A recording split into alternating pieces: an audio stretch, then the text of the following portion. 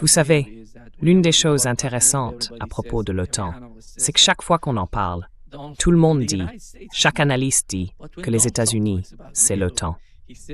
Mais quand Donald Trump parle de l'OTAN, il dit « Je vends des armes à l'OTAN ». Il voit littéralement les Européens comme étant l'OTAN. C'est une énorme différence entre l'administration Trump et l'administration Biden. Je pense que cela se poursuit avec l'état d'esprit des personnes du camp Trump, comme J.D. Vance et j'oserais dire Tulsi Gabbard. Ce sont, vous savez, les figures les plus importantes de l'administration Trump.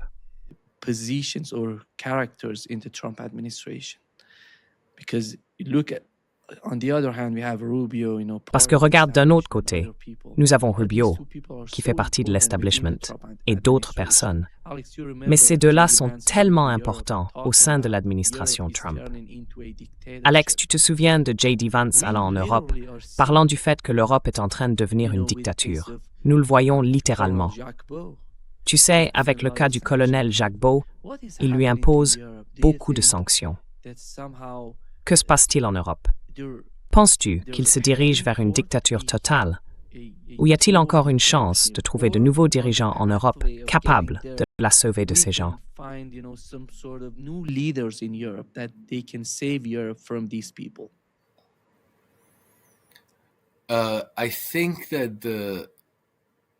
Je pense que les établissements dirigeants à la tête de l'Union européenne, ainsi que les gouvernements de l'Allemagne, de la France et de la Grande-Bretagne, s'orientent clairement vers une direction autoritaire. Ils veulent transformer l'Europe en un bloc autoritaire. Ils cherchent à réprimer toute opposition politique et mettent en place des systèmes de censure très sévères et très radicaux, car ils ont besoin de contrôler le récit. Je pense que leur plan, qui obsède ces mêmes structures de pouvoir depuis des siècles, est de tenter de détruire la Russie. Et je pense que ce que nous voyons aujourd'hui émane encore de la City de Londres.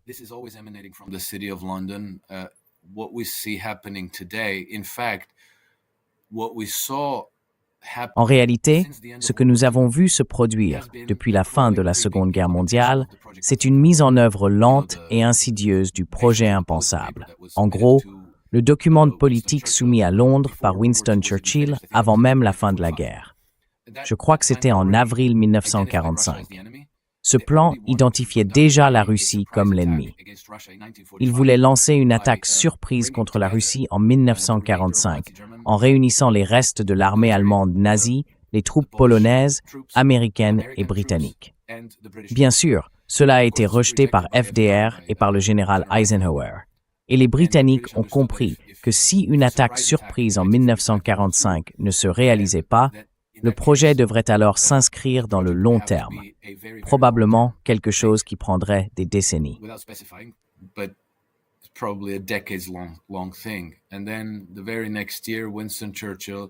Et puis, l'année suivante, Winston Churchill prononça son discours du rideau de fer, déclarant que l'Union soviétique était l'ennemi de l'Occident, alors même que jusqu'à ce moment-là, l'Union soviétique avait été l'allié de l'Occident.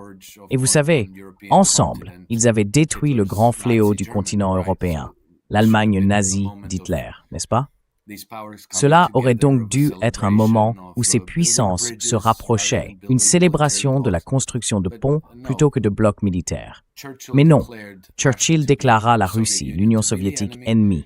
Et 2 ans plus tard, l'OTAN fut créée. Et dès le départ, l'OTAN était un bloc anti-soviétique. Elle n'avait pas été formée pour une autre raison.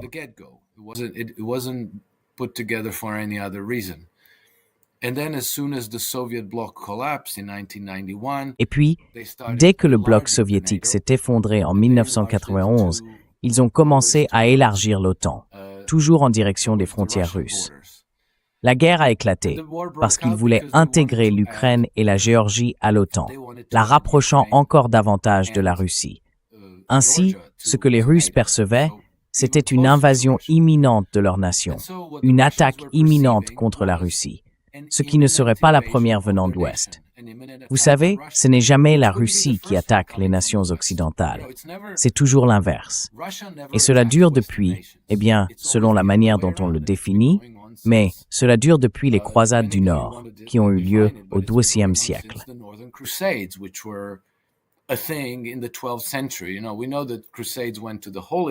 Vous savez, nous avons tous appris l'histoire des croisades en Terre Sainte, mais ce qu'on ne nous a pas enseigné à l'école, c'est qu'il y a aussi eu les soi-disant croisades du Nord, également encouragées par les papes de Rome, qui envoyaient des troupes polonaises, allemandes et lettones dans ce qui correspond aujourd'hui à des régions russes, déjà à cette époque. Et en réalité, cela ne s'est jamais vraiment arrêté. L'obsession de conquérir et de démembrer la Russie est une constante. Les Russes n'ont aucune raison de penser que cela changera. C'est pourquoi ils sont si concentrés sur leur sécurité vis-à-vis de l'Ouest. Et je pense que c'est cela qui définit la géopolitique que nous vivons aujourd'hui. Si les dirigeants européens actuels en avaient la possibilité, je pense que nous assisterions à une répétition des années 1930.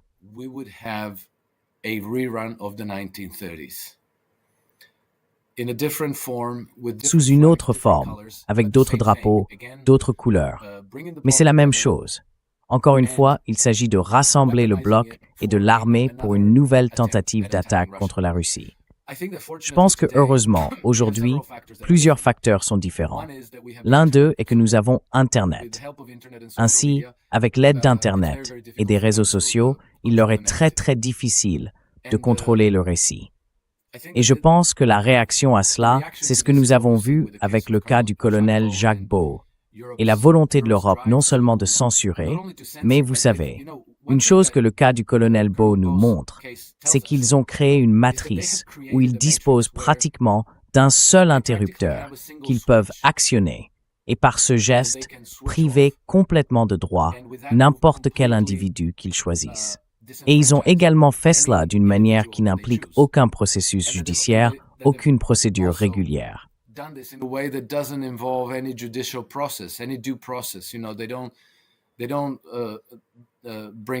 Ils ne portent pas plainte contre vous et ne vous traduisent pas en justice. Ils ne vous informent pas de ce dont vous êtes coupable, ne vous donnent aucune chance de vous défendre et ne vous offrent aucun recours.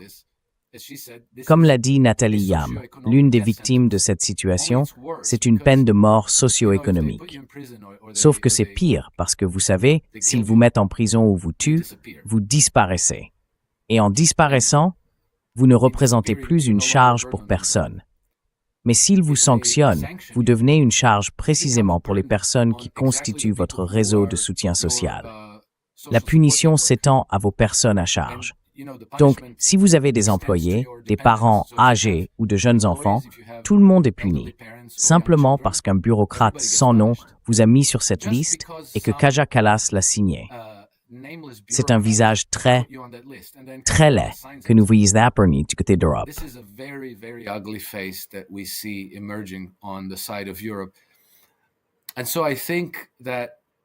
Je pense donc que cela échouera probablement. Ces choses échouent toujours à la fin.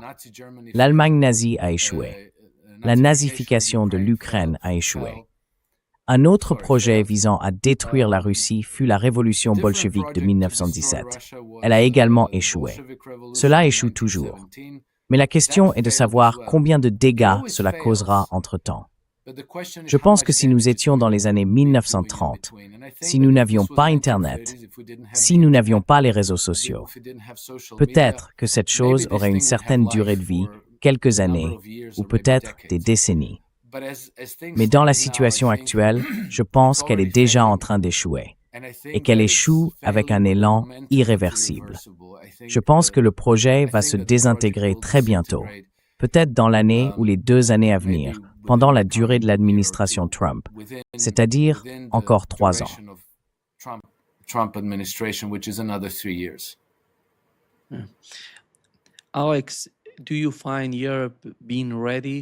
Alex, penses-tu que l'Europe est prête à prendre des morceaux de l'Ukraine?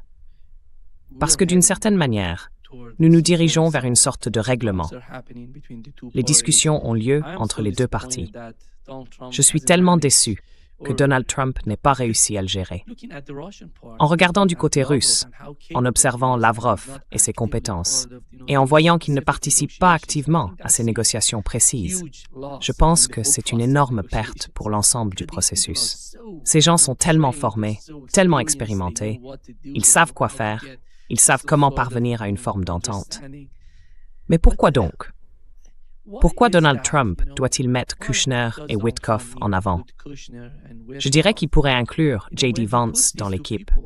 Et alors, peut-être que Lavrov viendrait, tu vois? Parce que ces personnes ne sont pas du même rang que Lavrov. C'est pour cela qu'il ne fait pas partie de ces négociations directes. Tu ne penses pas que cela aiderait tout le processus?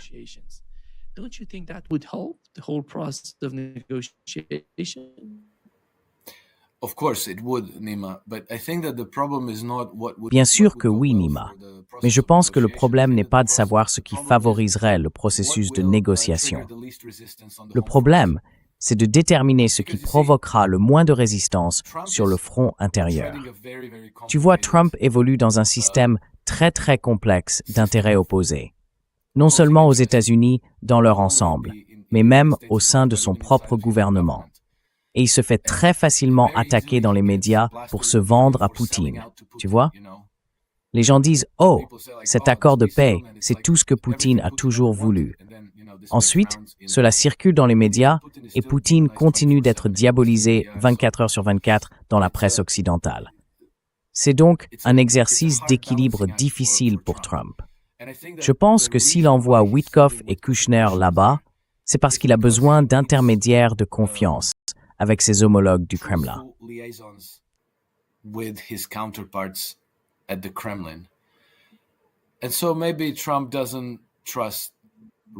Et donc, peut-être que Trump ne fait pas autant confiance à Rubio qu'à Witkoff. Rubio pourrait s'y rendre. Il pourrait faire dérailler les choses. Il pourrait commencer à créer des problèmes avec les Russes. Il pourrait rentrer chez lui et mal rapporter ce qui s'est passé. Je pense que c'est pour cela que Trump choisit Witkoff et Kushner. Cependant, je pense que les contacts sont bien plus étendus que ce que nous savons. Vous savez, Rubio lui-même l'a laissé entendre, il y a quelques mois, en disant qu'il y a des négociations secrètes très importantes qui se déroulent en parallèle.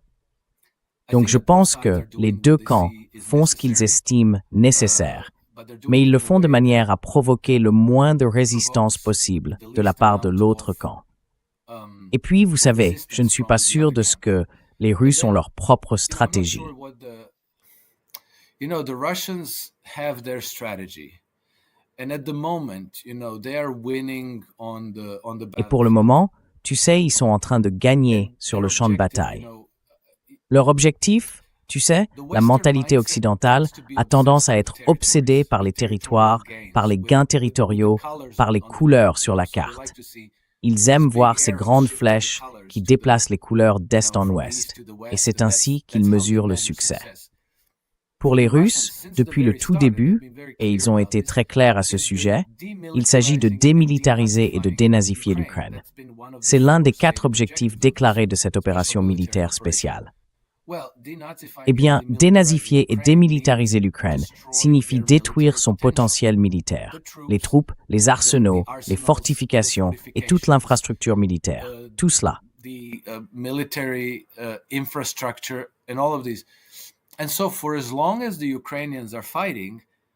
Ainsi, tant que les Ukrainiens se battent, les Russes avancent vers leur objectif. Si les Ukrainiens cessent de se battre, alors les troupes se retirent et se regroupent quelque part où elles sont relativement en sécurité. Peut-être en Ukraine occidentale, peut-être en Pologne. Vous savez, après la Seconde Guerre mondiale, les Britanniques ont évacué environ 8000 nazis ukrainiens vers le Canada. Eh bien, les Russes ne veulent peut-être pas que cela se reproduise. Ils pourraient vouloir que les combats continuent afin d'attirer ces troupes dans la bataille, où ils peuvent les détruire. Ainsi, vous voyez, les Russes ne sont manifestement pas très contrariés par le soutien continu que les Ukrainiens reçoivent des États-Unis. Le renseignement, les informations satellitaires, certains types de munitions et de missiles, et ainsi de suite. Les Russes ne s'en inquiètent pas, que la maintient les Ukrainiens dans le combat.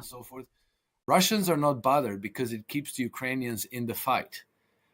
And Russians now have a kill ratio that is in excess of 20 Et les Russes ont maintenant un ratio de perte supérieur à 20 pour 1.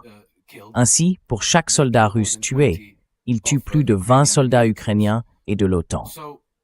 Il y a donc une logique pour les Russes à vouloir poursuivre ce combat. Et cela pourrait faire partie d'un accord entre les Russes et l'administration Trump. Vous savez, non pas incompétent, maladroit ou inefficace, mais exécutant exactement ce qui a été convenu. J'évoque cela comme une possibilité. Je n'ai pas d'informations internes pour affirmer que c'est ce qu'ils ont convenu. Mais il ne serait pas sans précédent dans l'histoire que le camp victorieux préfère continuer le combat plutôt que de mettre fin à la guerre sur le champ. Car il sait que tout ce qu'il ne détruit pas maintenant pourrait être utilisé contre lui plus tard, à un moment favorable à son ennemi. Je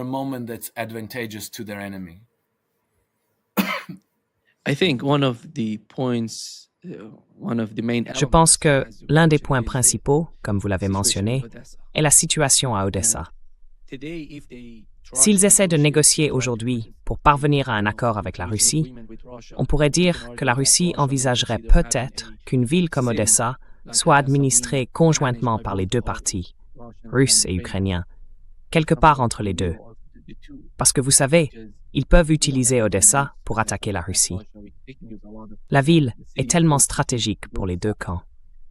Mais s'ils décident de poursuivre le conflit, il semble qu'à mesure que la guerre se rapproche d'Odessa, la question soit la suivante. Si l'Occident, je parle des Européens avec l'Ukraine, et de ceux aux États-Unis qui souhaitent continuer le conflit, parvient à maintenir les combats, pensez-vous qu'Odessa finira entre les mains des Russes? Et si cela arrive, si la Russie prend Odessa, vont-ils la rendre à l'Ukraine ou la mettront-ils sur la table des négociations?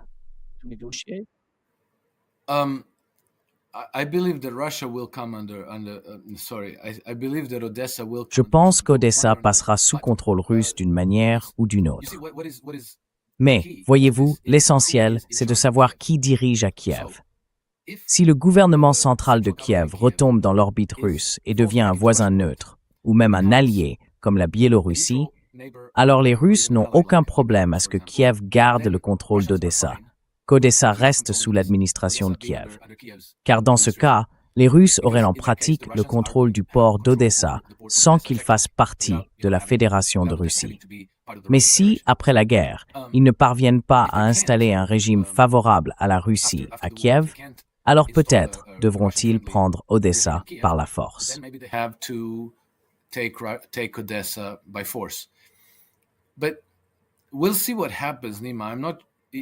Mais nous verrons bien ce qui se passera, Nima. Je ne pense plus qu'il s'agira d'une attaque frontale des troupes russes au-dessus de Mykolaïv et vers l'ouest. Je pense qu'Odessa a déjà une forte insurrection opposée au régime de Kiev.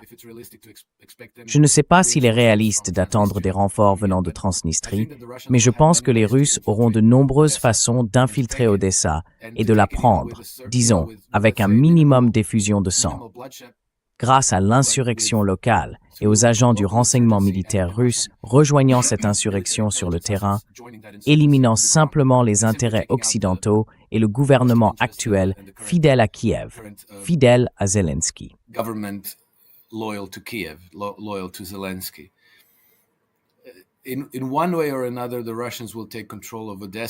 D'une manière ou d'une autre, les Russes prendront le contrôle d'Odessa, car cette ville présente pour eux un grand intérêt stratégique.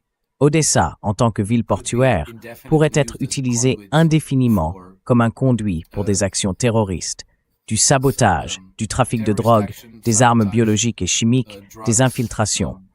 Autant de moyens par lesquels la Russie pourrait être vulnérable à ses ennemis. Ils doivent éliminer toutes ces vulnérabilités. Mais je pense que cela se fera plutôt en douceur, tu vois, pas avec un grand événement comme la prise de Berlin pendant la Seconde Guerre mondiale. Je pense que les choses se dérouleront différemment, et je crois que leur principale préoccupation reste et restera le changement de régime à Kiev. The regime change in Kiev.